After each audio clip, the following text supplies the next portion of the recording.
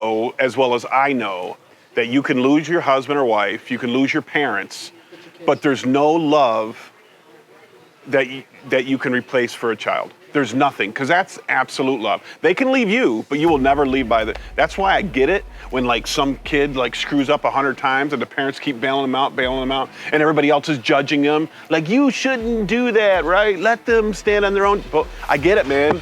I'll do anything for my kids, anything.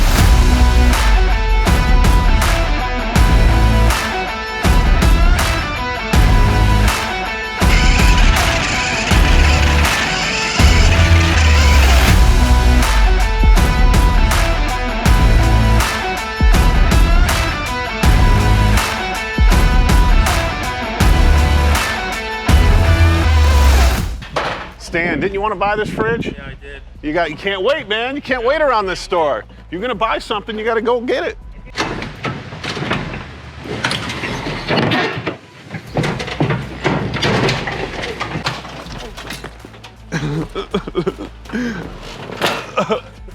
Straight.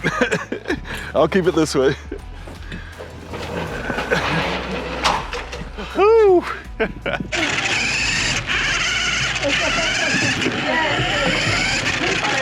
had the choice to be immortal. Would you? Immortal? Yeah, just you. Oh, that comes with great responsibility. No, because I would never want to see my kids die. So I think that's the greatest pain any parent would suffer, is seeing a child pass, and I would never want to see that. I have to die before them. Yeah, I just want to get to average. At 78, I'm good at 78. Then I can go. If I'm praying, I get to average. I just don't want to be that guy. Yeah, you don't want to. If you live too long, then the passion to live doesn't. But 78's young. You don't have that passion to live. That's all I got to do is get to that age. Then I already feel like I lived a full life. I just don't. Now I have to watch my kids grow up and have kids and be a grandfather. You know what I mean? But wait till that happens. I get it.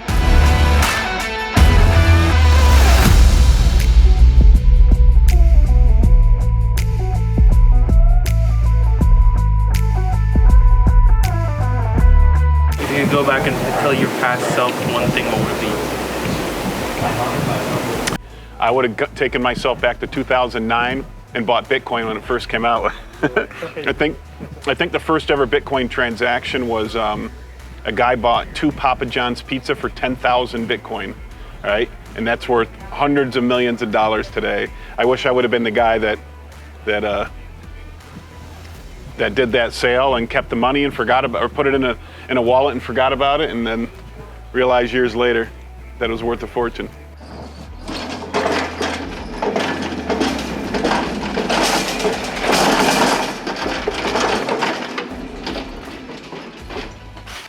Good luck. So this lady bought a laptop. So we have a 7-day return policy on merchandise. And this lady bought a laptop, and it was over about a month ago. And so she called us yesterday and said she's at a repair shop and that something needed to be fixed on it. And it was $300, and she wanted us to pay for it. And we were like, we don't even know what you're talking about. So we had her bring it in. She didn't have the receipt, but with our point of sale system, we can pull up old receipts, and we pull up the receipt. It was a month old. We told her that, she's well past the return policy. In a liquidation store, we do 7 days. So other people might do other times. But she brought it in a shopping cart, and her son was in the shopping cart. And while she's arguing with us about paying the bill at the repair shop, her son peed on the laptop in the shopping cart. And then she wanted to return it to us. And so it was a really tough situation. We ended up bringing it to our repair guy to see if there's anything we can do for her. It doesn't look like it, but after the kid peed on it, I'm not sure that there's anything we can do for her. So she's not gonna be happy. Rhonda's out there right now, letting her down, letting her know that we're not gonna take a return on it. So I don't know how it's gonna work out. You might wanna go out there and take a look. Okay.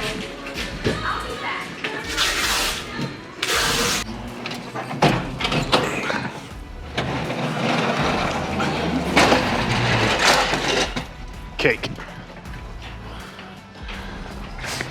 Okay, so I can't remember the guy's name, but somebody put in my comments to stop talking about Bitcoin. So I'm gonna stop talking about Bitcoin. No, I'm not. No, I'm not gonna stop talking about Bitcoin.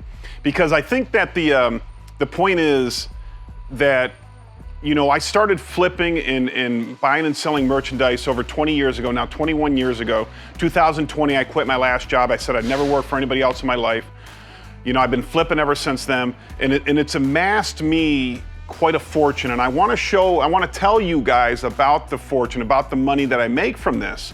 And when you make money, most people spend it. You know, in my other videos, we talk about spending money on stupid stuff. Most people spend it. But what I have done in the last 20 years is I've made money from flipping by buying pallets, buying merchandise, buying stuff at yard sales, thrift stores, flea markets, and taken my profits and put it into assets.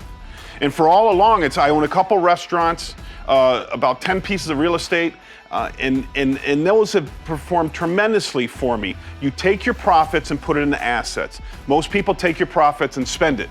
Take your profits and spend it. Put it into assets. Now, my asset of choice right now is Bitcoin. That doesn't have to be yours, but it's mine. It's mine. And the point is, you have to put your money in something that grows. And that's the message that I want everybody to know. I mean, if you don't like me talking about Bitcoin, I guess you can unsubscribe. I really don't want you to do that, but I'm gonna keep talking about it because I think it's important that my wealth and your wealth grows as we go on this journey.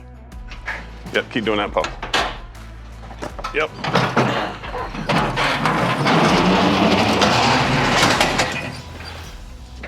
Like a roller coaster ride. Do we need to push this one too?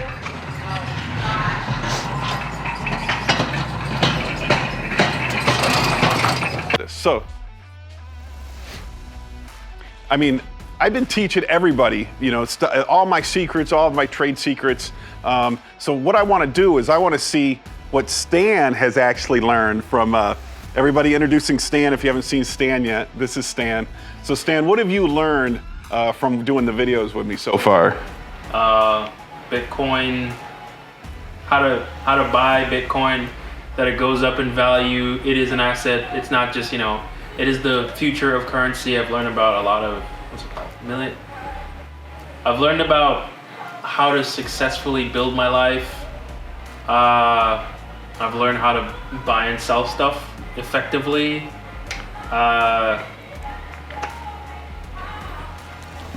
That's all you got for me, Stan? You put me on the spot. It's a little bit different when you're in front of the camera, huh? Yes. But Stan's a good guy. If anybody wants to hire Stan, just message me down below. He has really good rates. That's why I can afford him. So anybody wants to hire Stan, just let me know. If you were watching my videos from the other day, you saw that this gentleman brought me in two knives by the Medford Knife and Tool Company. So we put them on eBay. We paid $300 for both knives. And I just want to show you that one of them, the first one, sold for $550. So it's real important that you look up everything you get. Don't judge a book by its cover in this business. When I saw those knives, I thought they might be worth $30 or $40.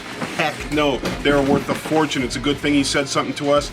We looked them up. That knife sold for $550. I think the other one's gonna sell for about $400, and we're gonna make a great profit on it and be able to stay open for one more day.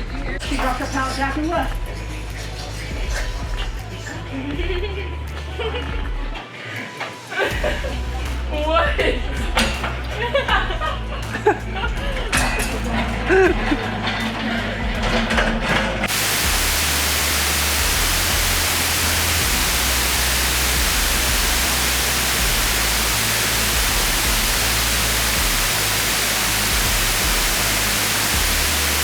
Money, but we have a 10% profit margin, okay?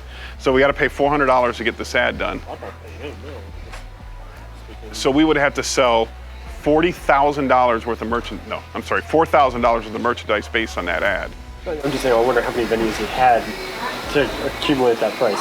If you had like 1,500 venues, and there's something to look into, but he's only got 10, 15 venues, and no. I mean, it's stupid. It means to an end for us. I don't know how many. It doesn't matter. Print. Nobody does print anymore. That was my direction to those guys when they were carrying that bed out there. And then they can do whatever you want.